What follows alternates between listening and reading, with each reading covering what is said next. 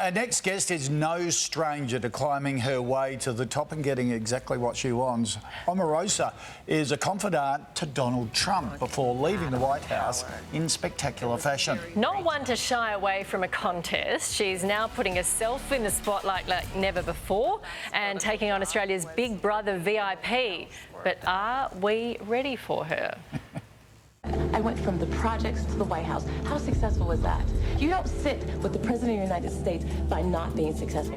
Omarosa was crowned the Queen of Reality TV in America after appearing on the first season of The Apprentice back in 2004. I haven't always been a fan of Heidi. I haven't always thought that she was professional, nor did she have much class.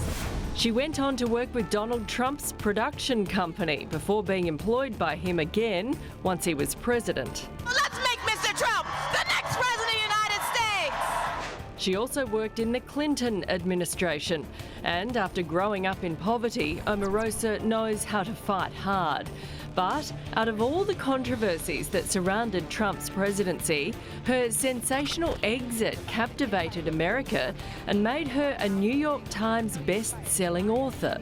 This White House does not respect normal procedures that usually go with the dignity of serving in the White House. I thought it would be different, but unfortunately, Donald Trump is letting the country down. Now it's time for Big Brother's VIP hotel. So what was Trump like? Insane. And boy, did she blow it. People that worked at the White House are all working on my campaign. I know every little secret. If she takes me out, then she wins points with Donald Trump. There's no question in my mind he's watching, and he's watching what she does. Whoa, Omarosa joins us now from Jacksonville in Florida. What an introduction. You've gone from Donald Trump in the White House to the Big Brother hotel with Caitlyn Jenner. How did that go?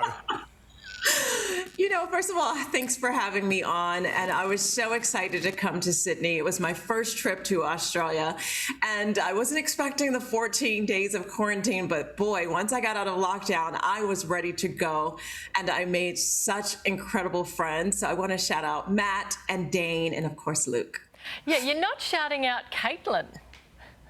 No, she didn't talk to me. I mean, she treated me terribly.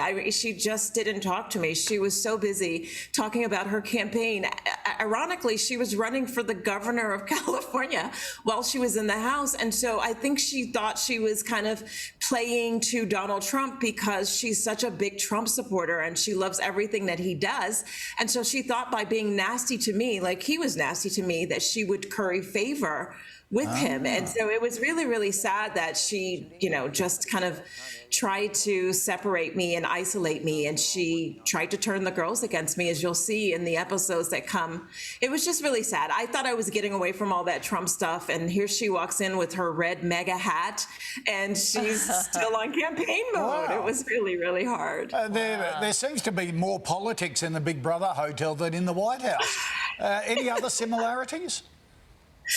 You know, it was really great, though, to not have my cell phone, not to have any access to computers. I'm addicted to Instagram, so if you're watching, follow me at Omarosa, and Twitter. I'm constantly on Twitter.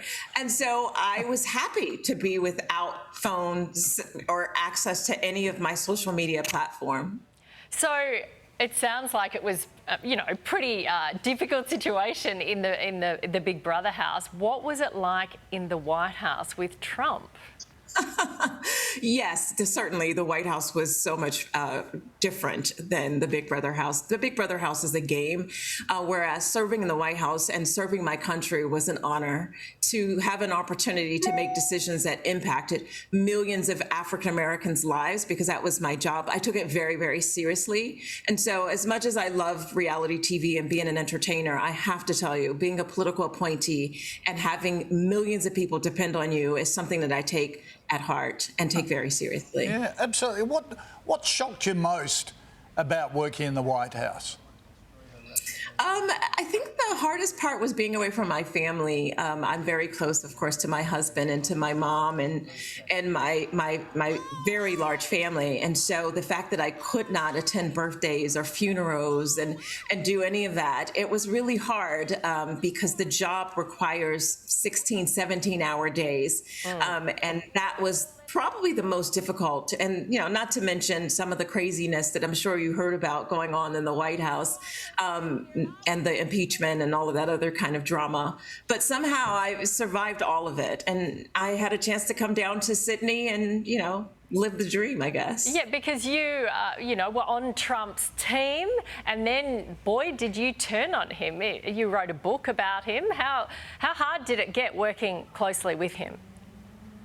Well, no, I wouldn't say I turned on him. I just, once he decided that he was going to turn on everyone in his circle, I mean, I'm sure you saw how he would try to fire people through tweet. And in fact, he's even sued his own family. His own niece, this man is suing. So I don't take it personal that Donald Trump was, kind of unkind to me, but I will always tell my truth and I will always tell my story. And I particularly think that as a woman of color and being the only African-American serving in that particular administration, it was important for me to talk about the experiences that I saw, the type of work that I did, and to allow people a behind the scenes look at what it was like in the Oval Office, on Air Force One, or in the cabinet room with the most bizarre president in the history of our country. Well, you go from that to the Big Brother Hotel. We can't wait to see you on that. Thank you so much for joining us. Thank you. Bye-bye. Big Brother VIP airs Monday at 7:30 right here on 7.